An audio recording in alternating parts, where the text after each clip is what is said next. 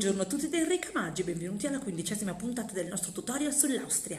Oggi vorrei parlarvi di una nuova legge che è entrata in vigore in Austria a partire dal 1 novembre 2019 e che vieta il fumo nei locali pubblici. Fino all'entrata in vigore di questa novella, in Austria era possibile fumare nelle stanze dei locali gastronomici dedicate ai fumatori.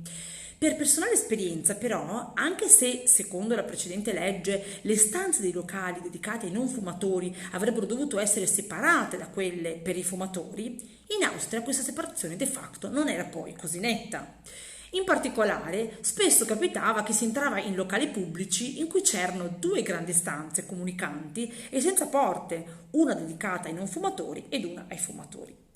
Questo accadeva piuttosto spesso, in particolare nei locali dei piccoli paesini che io, da non fumatrice, cercavo di evitare, visto che il fumo da una stanza passava indisturbatamente all'altra. Il nuovo divieto di fumo, entrato in vigore qualche giorno fa, riguarda spazi in cui vengono prodotte, offerte o consumate pietanze o bevande, così come tutti gli spazi che sono a disposizione degli ospiti nell'ambito dei locali gastronomici. Oltre a ciò, il divieto di fumo vige in tutti i luoghi cosiddetti pubblici, come per esempio la reception di un hotel, ma anche nelle stanze dello stesso. Il divieto non vige invece nei luoghi all'aperto, come le terrazze oppure in apposite stanze che possono essere dedicate ai fumatori all'interno degli hotel.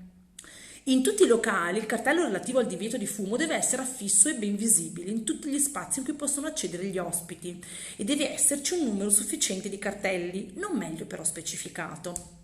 Al momento taluni giornali austriaci comunicano che a seguito dell'entrata in vigore della novella ci sia stata una diminuzione dei fatturati di circa il 20% presso i locali gastronomici.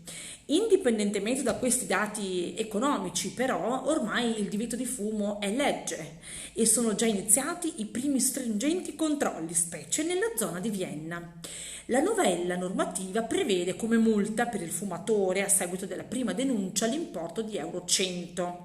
In caso di recidiva, l'importo massimo della multa previsto per il fumatore può arrivare fino a euro 1000, a meno che non sussistano ulteriori circostanze aggravanti. Anche i gestori dei locali dovranno essere particolarmente attenti a vigilare il rispetto del divieto di fumo da parte degli ospiti.